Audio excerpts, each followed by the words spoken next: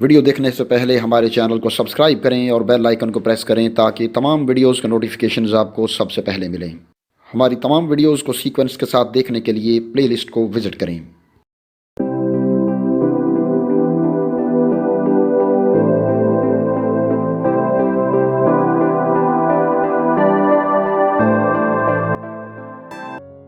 अस्सलाम वालेकुम नाजरीन, इस दुनिया में सिर्फ़ दो रियासतें ही ऐसी हैं, पाकिस्तान और इसराइल, जो किसी न किसी नज़रिए की बुनियाद पर वजूद में आई हैं। पाकिस्तान इस्लामी नज़रिए की बुनियाद पर, जबकि इसराइल यहूदियत के नज़रिए की बुनियाद पर कायम हुआ था। ये दोनों नज़रियात एक दूसरे का उलट हैं, रद्द हैं, एक दूसरे की ज़िद हैं और इनका टकराव हमेशा से होता आया है और हर दौर में होता रहा है और क़यामत तक होता रहेगा।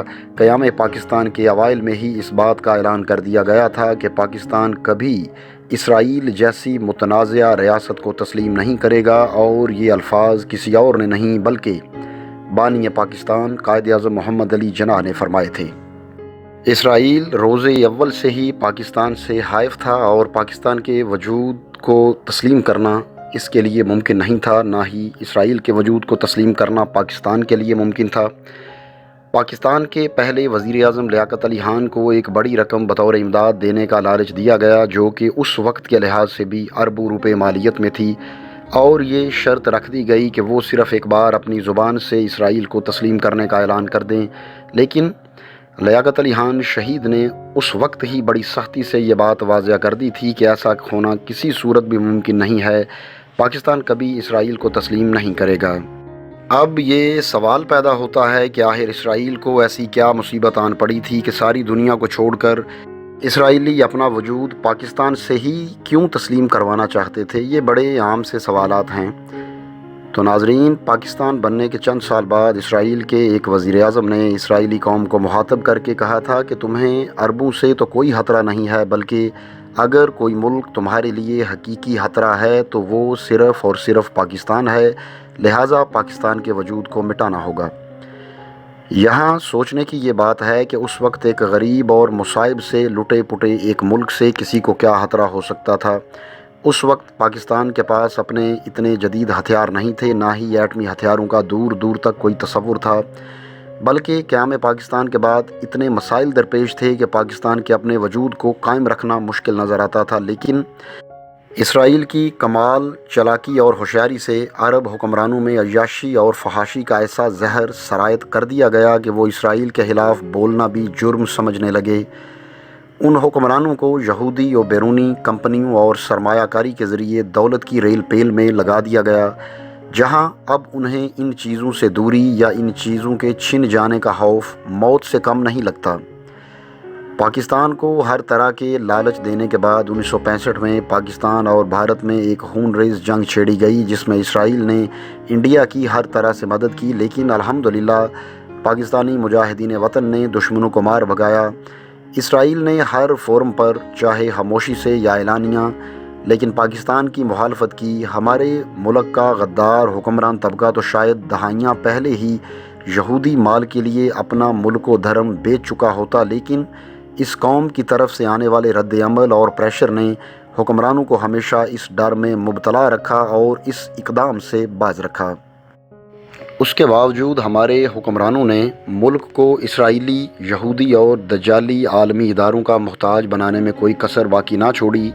ये इसराइल का ही हाथ था कि 1971 में पाकिस्तान दो लख्त हो गया, यानी पाकिस्तान के अंदर गद्दाराने वतन थे तो बाहर से यहूदी हाथ था। पाकिस्तान को दो लख्त कर दिया गया और IMF जैसे दजाली इदारों ने पाकिस्तान पर अपने ख़जानों के मुँह खोल दिए, ताकि हमारे हुक्मरान खुलकर मुल्क की आवाम के नाम पर भारी शरह सूद पर कर्ज़े लें और मनपसंद और वक्ती रिलीफ वाले मंसूबों में वो कर्ज़े इन्वेस्ट करके अपने लिए माल कमाते रहें और आखिर में इस मुल्क को लाग़र करके अपना मुहताज बना लिया जाए। हम लोग शायद हमारे नबी सल्लल्लाहु अलैहि वसल्लम की अहादीस मुबारका को इतनी तवज्जो और समझ बूझ से नहीं पढ़ सके जितना कि यहूदी। आपको ये बात शायद हैरान कन लगेगी, लेकिन यहूदी इस्लामी तलीमात और तमाम चीज़ों से मुकम्मल तौर पर वाकिफ़ हैं, बल्कि इन पर रिसर्च करने के लिए उनके बाकायदा इदारे हैं जो قرآن مجید اور احادیث نبوی کے روشنی میں پلاننگ کرتے ہیں اور یہ دیکھتے ہیں کہ مسلمانوں کو کس طرح ڈی ٹریک کیا جا سکتا ہے، اور قرب قیامت کے حوالے سے وہ ان چیزوں سے مدد لے کر بھی اپنی تیاری کرتے ہیں۔ تو یہ بڑے افسوس کی بات ہے کہ قرآن اور حدیث بیسیکلی مسلمانوں کی ملکیت تھا، لیکن اس سے فائدہ یہودی لوگ اٹھا رہے ہیں۔ تو اب آ جائیں نیو ورلڈ آرڈر کی طرف۔ نیو ورلڈ آرڈر ایک ٹرمینالوجی ہے، اصطلاح ہے۔ ہمارے لوگ اکثر اس بحث میں پڑھتے ہیں، لیکن اس کا اصل مطلب کم ہی لوگ جان پاتے ہیں۔ اصل میں نیو ورلڈ آرڈر ہی اصل وجہ ہے کہ یہودی پاکستان کے پیچھے پڑے ہیں کہ کچھ بھی لے لو لیکن ہمیں تسلیم کر لو۔ نیو ورلڈ آرڈر ایک ایسا نظریہ ہے جو کہ بنیادی طور پر ایک مذہب ہے جس میں صرف دجال کی حاکمیت ہے، اور یہودی جو چاہیں وہی کچھ ہوگا، کیونکہ دجال بھی تو یہودی نسل ہوگا، لہٰذا دجال کی حاکمیت کا مطلب ہے سیدھا سیدھا یہودی مذہب کی حاکمیت۔ اس نیو ورلڈ آرڈر کے تحت دنیا کے ہر ملک کو اس آرڈر کو ماننا ہوگا، اور دنیا کے ہر ملک کو اپنے آئین، اپنے مذہب سے دستبردار ہونا ہوگا۔ لہٰذا پوری دنیا کا بس ایک ہی مذہب پہ اتفاق ہوگا، اور اس کے بدلے میں دنیا جہان کے خزانے آپ کے قدموں میں ہوں گے، اور وہی کچھ ہوگا جو دجال اور اس کے چیلوں کی مرضی ہوگی۔ تو ناظرین، اب سوال یہ پیدا ہوتا ہے کہ پاکستان کے لیے اسرائیل کو تسلیم کرنا کیوں ناممکن ہے، حالانکہ بہت سے عرب ممالک خود اسرائیل کو تسلیم کر چکے ہیں، جن کے ساتھ اسرائیل کی جنگیں ہوئیں۔ اسرائیل عربوں کی سرزمین پر قائم کیا گیا، اس کے باوجود بہت سے عرب ملکوں نے اسرائیل کو تسلیم کیا۔ پاکستان کیوں تسلیم نہیں کرتا؟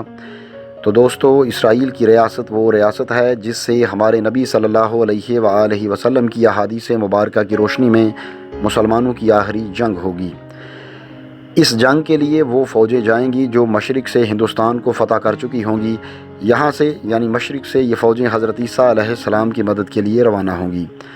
حدیث مبارکہ کا مفہوم کچھ اس طرح سے ہے کہ ان کے پاس بہترین ہتھیار ہوں گے، اور ان کے شخص سواروں کی بھی تعریف فرمائی گئی ہے۔ عرب کے مشرق میں بہترین ہتھیار اور بہترین افواج والا مسلمان ملک کون سا ہے؟ باقی جہاں تک شہ سوار کی بات ہے تو شہ سوار سے مراد میرے ناقص علم کے مطابق شاید نبی صلی اللہ علیہ وآلہ وسلم کا اشارہ اس دور کے حوالے سے آج کے پائلٹس اور جہازوں کی طرف تھا، اور یا پھر مسلمانوں کے زیر استعمال ٹینک، میزائل، گاڑیاں وغیرہ ان کے متعلق ہو سکتا ہے، واللہ عالم۔ آپ صلی اللہ علیہ وآلہ وسلم نے فرمایا، مجھے مشرق سے ٹھنڈی ہوائیں آتی ہیں۔ اسی حوالے سے علامہ اقبال کا ایک شعر بھی ہے، میرے عرب کو آئی ٹھنڈی ہوا جہاں سے، میرا وطن وہی ہے، میرا وطن وہی ہے۔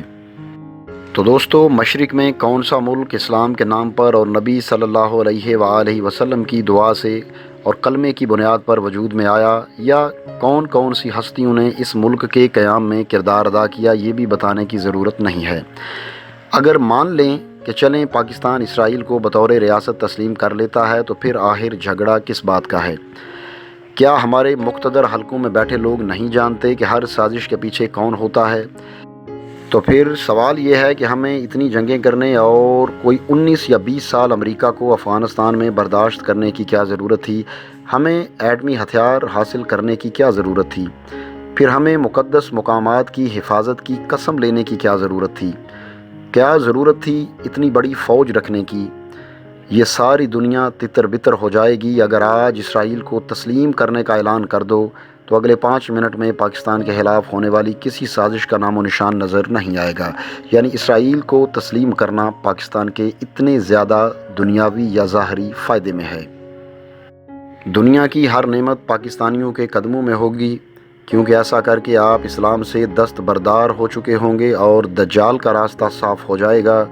دنیا میں موجود آپ کے مخالفین آپ کے ساتھ شیر و شکر ہو جائیں گے۔ اگر پاکستان اسرائیل کو تسلیم کرتا ہے تو یہودی نیو ورلڈ آرڈر میں کامیاب ہو جائیں گے، اور صرف پاکستان ہی وہ واحد ملک ہے جو ان کی کارستانیوں کو تسلیم نہیں کرتا، بلکہ ڈنکے کی چوٹ پر ان کی مخالفت کرتا ہے۔